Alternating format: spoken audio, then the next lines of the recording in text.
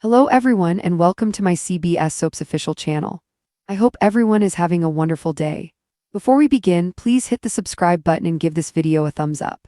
Friday, October 31, 2025. Today on The Young and the Restless, Kyle and Harrison miss Claire, who is indulging her frisky side in LA, and Sharon corners Sienna before encountering an old enemy. At the Abbott house, Harrison gives himself and Kyle the award for best costume for his Three Little Pigs themed Halloween costumes. The pig with a house made of sticks is missing, Claire. The doorbell rings and they pop on their pig noses to dole out candy.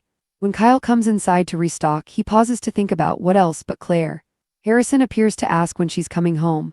"You said you'd bring her home," he complains. Kyle explains that his trip got cut short due to work and Claire had things to figure out in LA. Harrison asks to take a picture for his mom and asks him to send it to Claire too. When Kyle asks Harrison's favorite part of the night, he says it was when he and Christian got to hang out with Katie, Johnny, and Connor. Faith and Lucy were there too. It would have been nice to see this party on screen. At the Shadow Room, Halloween night is underway as Holden and Claire arrive, looking very rock and roll, but wondering if they should have worn costumes.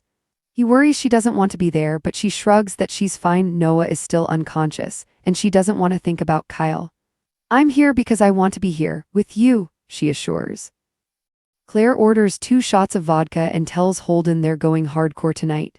Sienna watches, and then approaches to teasingly warn Claire to keep her eyes on Novik. She then pulls him aside to warn that Kyle Abbott was there asking probing questions about her and Audra. She asks if he's right to be worried about Claire. Holden swears he won't hurt Claire. Kyle did. Sienna promises she won't say anything about what went down with him and Audra. He owes her. At Noah's bedside, Sharon and Nick question who did this and why their son is lying in a hospital bed fighting for his life. They need answers. Sharon wants to help, but Nick urges her to go to the hotel to rest. She agrees, but then looks up the Shadow Room on her phone as she leaves. Still with Noah, Nick tries to bring him out of the coma with dad jokes. Sharon arrives at the Shadow Room and spots Claire on the dance floor and tells her she's there to question Sienna. Claire, obviously very tipsy and happy, converses with Sharon until she heads to the back, where she finds Sienna and tells her she needs her help desperately. Holden rejoins Claire, who is doing a sexy dance and making lots of significant eye contact. He puts his arms around her, and they dance together until he tells her that Kyle came to grill Sienna. She erupts about him refusing to respect any of the boundaries she set. At the Abbott house, Harrison's disappointed that his mom hasn't seen their selfie yet. Kyle explains about the time difference in Italy. Harrison learns Claire hasn't seen it yet either, and he wonders if she's at a party.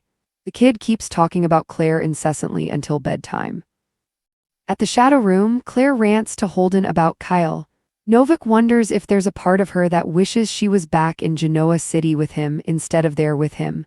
Claire pulls him into a steamy lip lock. Meanwhile, Sienna tells Sharon that Noah was in a good mood before the accident. He was there because he met her husband, Mitch, in London. It was he who suggested Noah open an LA location. Sharon's surprised to hear that Noah had visited them repeatedly in the past 3 months and tells Sienna she wants to speak to her husband. The club owner explains he's just getting back from a trip tonight. She'll see what she can do. Back at the hotel, Holden and Claire share a glass of water. She wants to have a clear head for whatever comes next. He asks if she's tired. Looking at him directly, she says, "No, not at all." They start kissing passionately. At the Shadow Room, Sharon steps outside the door to update Nick, who is appalled that she's out playing detective alone. They agree Sienna is hiding something. Her husband and this club are connected to why Noah was run off the road.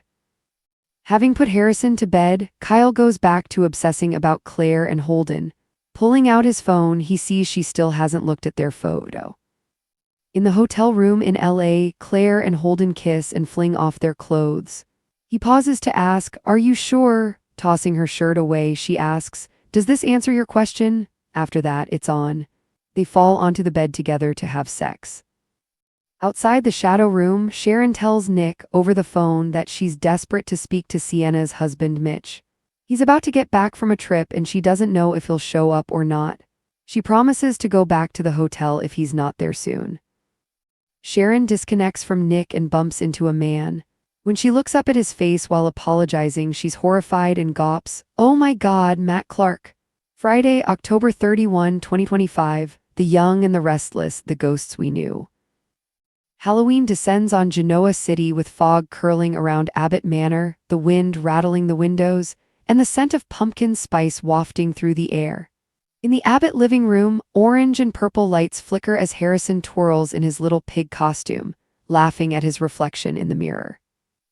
"Daddy, look, I'm the piggy with the house of bricks," he squeals, snorting playfully as Kyle crouches down, adjusting his son's pig nose. Kyle chuckles, though there's something heavy in his eyes. "You're the strongest pig of them all," he says, smiling wistfully, "but we're missing one." "The one with the sticks," Harrison sighs, "Claire." Kyle's smile falters as he glances at the mantel where a small framed photo of Claire Grace still stands. "Yeah," he murmurs, "Claire." The doorbell rings and the night's festivities pull them both from the moment. "All right, Piggy," Kyle says, grabbing the candy bowl, "let's go hand out some treats." As they open the door, the sound of laughter and children's voices echo through the Abbott estate. Tiny witches, superheroes, and skeletons parade by, collecting candy and compliments from father and son. When the last group leaves, Harrison helps Kyle restock the candy bowl. "Daddy, when is Claire coming home? You said we'd bring her back." Kyle exhales, crouching to meet his son's gaze. "I know, buddy, but Daddy had to come back early for work. Claire's figuring some things out in LA. She'll come home when she's ready." Harrison's lip quivers. "Can we send her a picture so she knows we miss her?" Of course. Kyle pulls out his phone. They pose two little pigs smiling, and Harrison giggles as Kyle snaps the shot. "Perfect. I'll send it to your mom and Claire." As he presses send, he notices the clock. It's late in Genoa City and even later in Italy. "Your mom might be asleep already," Kyle explains, "and Claire might be out with friends." Harrison nods slowly, unconvinced. "She's probably at a party. Everyone's at a party on Halloween." Kyle smiles faintly. "Yeah, probably."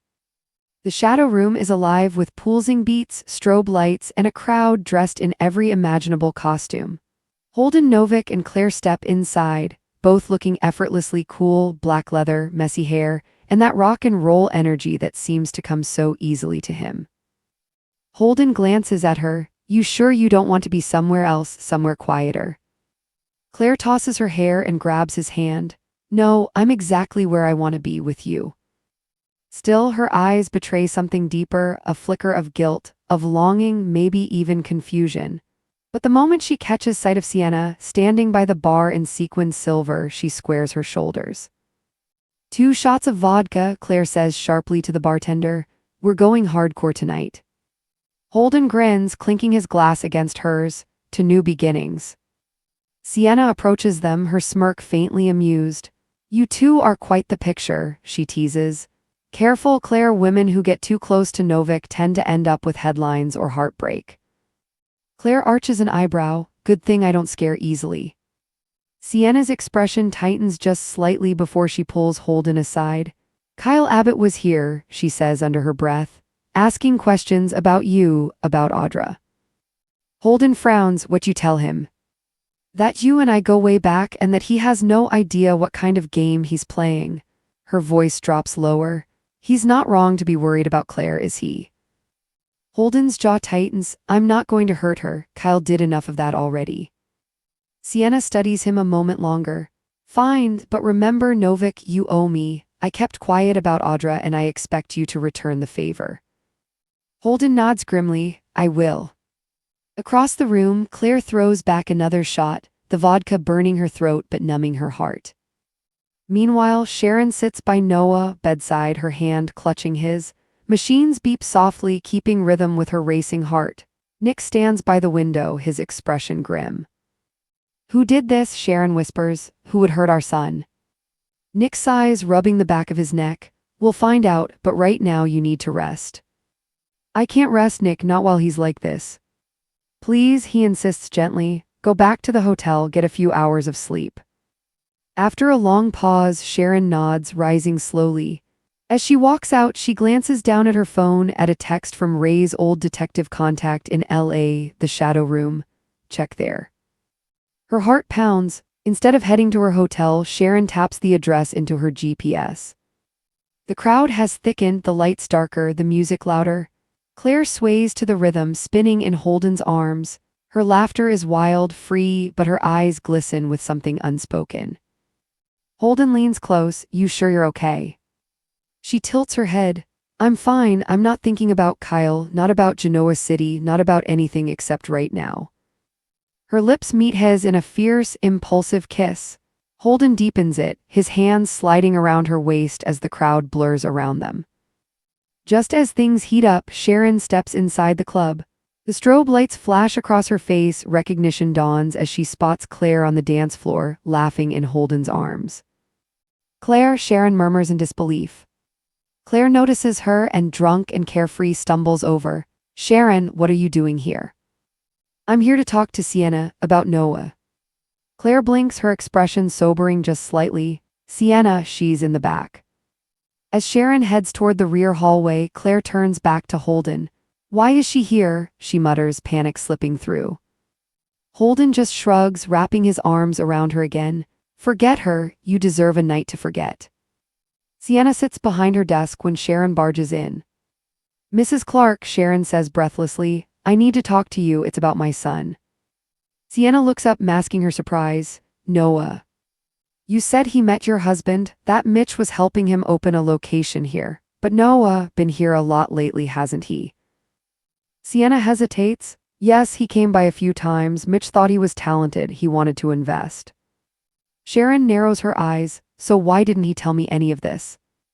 Maybe he didn't want to worry you.